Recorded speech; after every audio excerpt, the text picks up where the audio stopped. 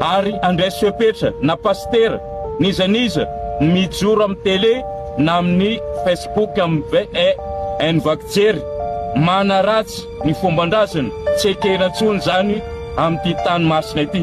Na eto amin'ny tanindrazanay zahay dia maninona ny ahilikilika, maninona ekena ny olona manaratsy manao ny razanay devoly. Razantsika rehetra ane zany dia ekentsika hoe atao devoly ny razantsika.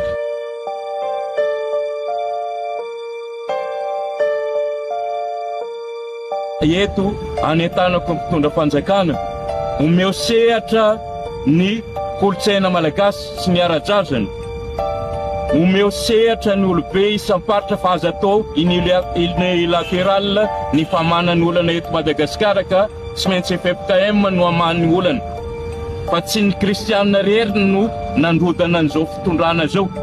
Fa mba nisy ny vitanay koa ary nisy ny didina petraka taminay, zay no takianay eto amin'ny tanindrazanay.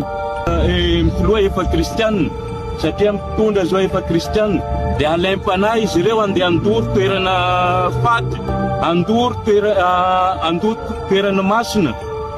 Fa zay ve efa nandeha tany am-piangonana ka nandoro fiangonana, naniditra tam-piangonana ka nitondra ny moaranay sy ny tariny.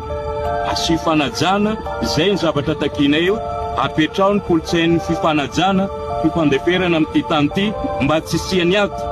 Omesehatra koa ny ara-drazana sy ny kolotsaina amin'ity tany masina ity, satria tsy olona avy any ivelany fa tompony tany, tompony fomba izay izahay.